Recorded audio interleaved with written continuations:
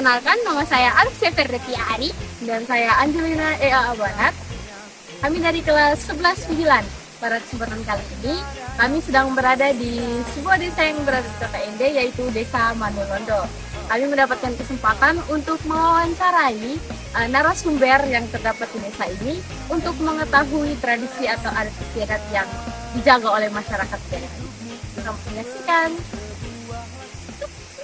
Jadi sekarang kita sedang bersama dengan narasumber yang akan kita wawancarai pada hari ini, yaitu... Baik, terima kasih. Selamat siang. Selamat siang. Bersama saya Musolaki di Nuakota. Nama saya Portelius Faustinus Kelly. Saya sebagai tua adat di sini, menggantikan Bapak. Oh, itu. Mungkin dengan kedatangan adik berdua untuk mewawancara, silakan saya berikan kesempatan. Jadi untuk pertanyaan yang pertama, apa saja tradisi atau adat istiadat yang masih dijaga dengan erat oleh masyarakat di daerah ini? Oh ya, baik, terima kasih. Tradisi di sini setiap tahun itu pasti diadakan Jokamuka Gorofat dengan pirete. Bisa jelaskan lebih detail tentang tradisi atau adat itu? Kalau Jokamuka Gorofat itu dilakukan itu di sekitar bulan-bulan 6-7 begitu. Pas hari itu anak-anak sekolah libur. Jadi itu di singgah sana yang untuk kita berdiri itu hanya satu orang, itu namanya Tubukana. Itu yang berdiri hanya tua adat, hanya Musolaki. Atau laki itu banyak, itu hanya satu orang yang bisa berdiri di atas Tubukana. Itu nanti dilakukan ritual. Setelah itu kita kasih makan dengan moyang. Itu dari ulu itu kepalanya.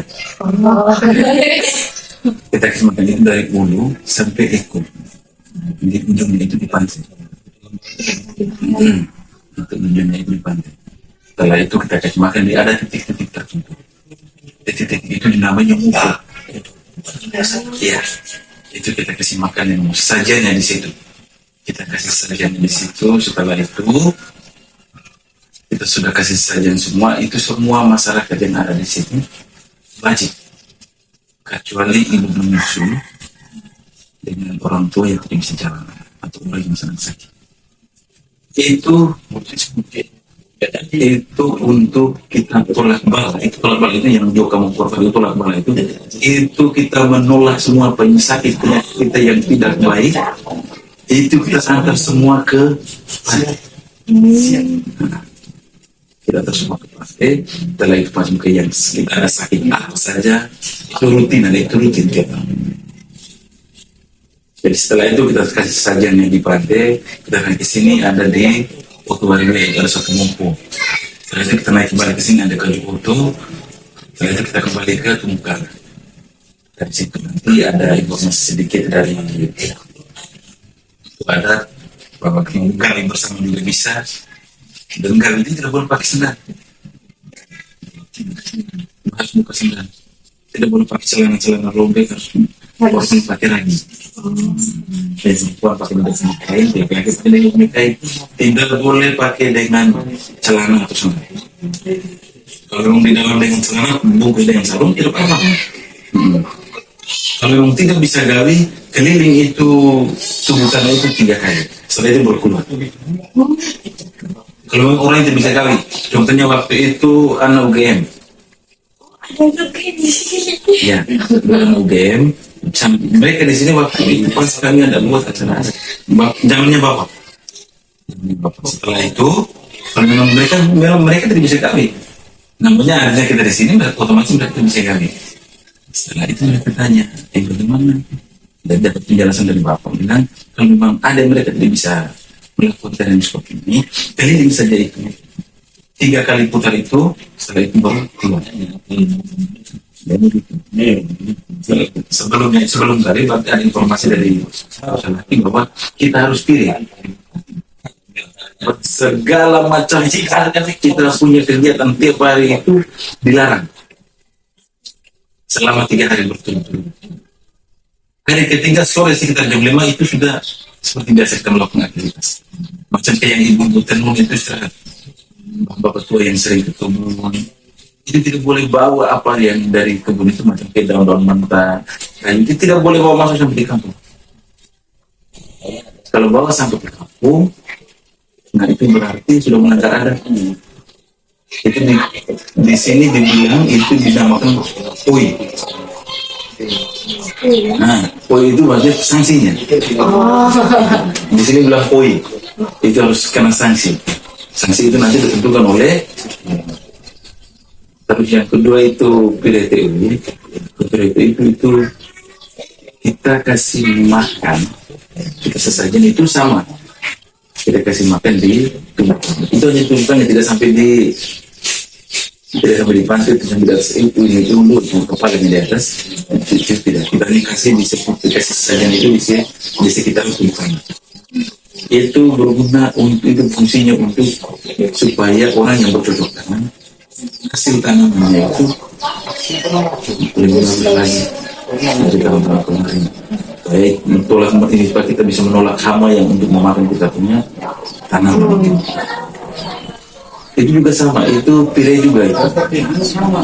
Itu kita kasih makan itu dikali-kalinya di bawah.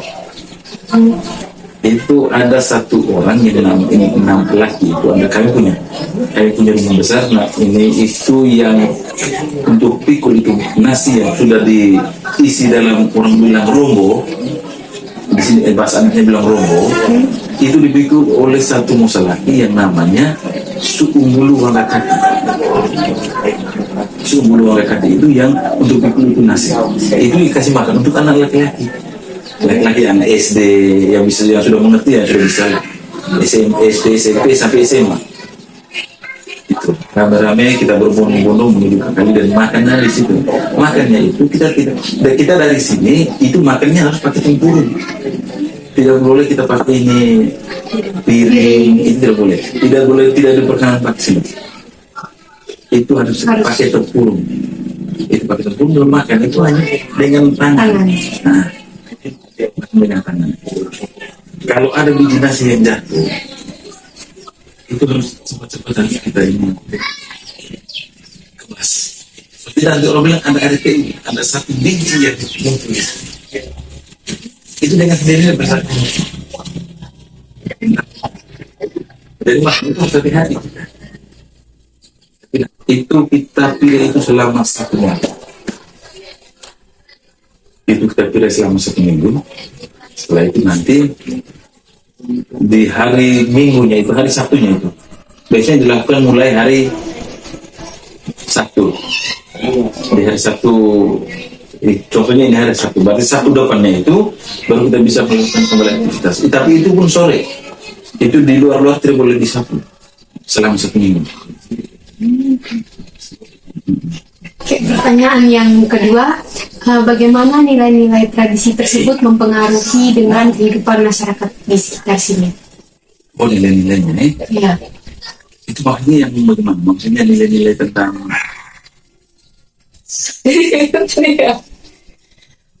nilai budayanya saja. Ya. Kalau nilai budayanya itu ini contohnya saja begini. Dan mempengaruhi, maksudnya itu pertanyaan dari bagaimana? Nilai-nilai budaya itu mempengaruhi kehidupan masyarakat di sekitar, kayak yang tadi yang Bapak omong, kalau ada piring gitu, itu kan masyarakat kan kayak dilarang untuk keluar. Oh ya, memang di sini mereka harus ikut aturan kan seperti itu. Dan itu harus dipertahankan. Mau tidak mau kita harus, karena kita ini tinggal di tanah adat. Ini masih tanah wilayah. Itu hak penuhnya di kami. Jadi siapa yang tidak ikut aturan berarti tidak bisa. Mereka harus ikut itu aturan yang ada. Itu aturan yang berlaku. Supaya jangan terjadi kesalahan. Jadi contohnya saja macam ke itu nilai budaya masih ada sampai sekarang. Nilai budaya masih ada di anak, masih ada sampai sekarang. Kita mau menulis itu harus ada musalah. Lalu bagaimana cara menjaga, mempertahankan dan melestarikan budaya ini? Apalagi sekarang kan sudah masuk di zaman modern yang semuanya itu serba maju. Oh iya.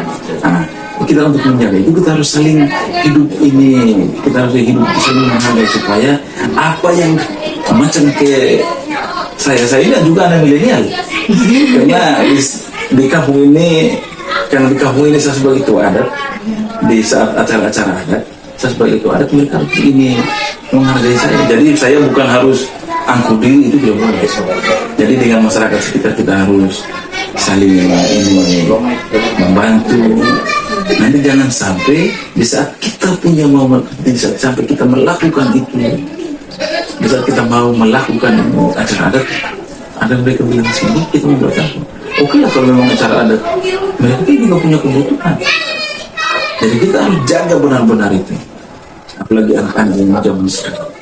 Itu anak-anak yang di usia-usianya di 5-6 tahun itu, di 10-20 tahun ke depan itu mungkin mereka sudah tidak tahu itu tentang adat. Jadi mulai sekarang itu dilatih.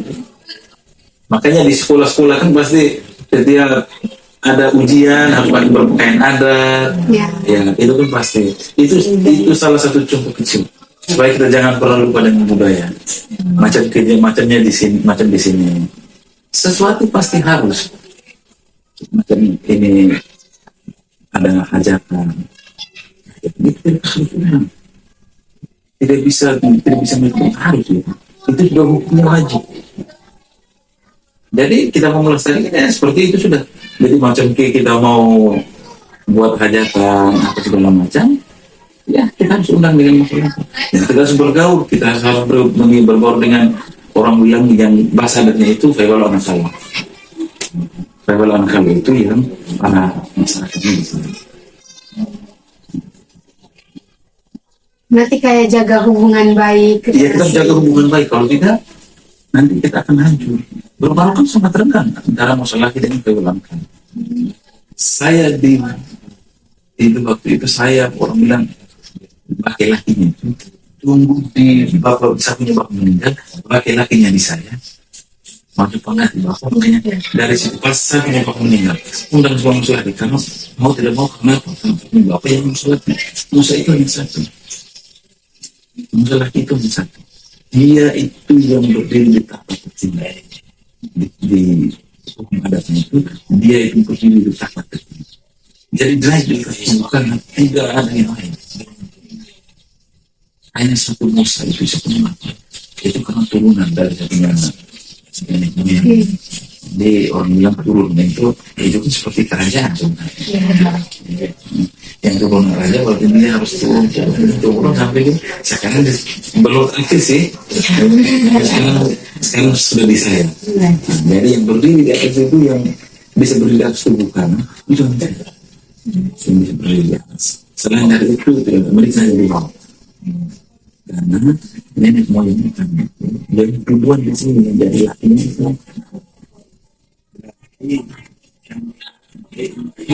Jadi mau tidak mau mereka harus ikut apa yang sudah disahkan waktu kami ini pertemuan toh kan lakinya kan ada pertemuan ini nanti di bulan 6 itu pasti ada Joko Muka lagi.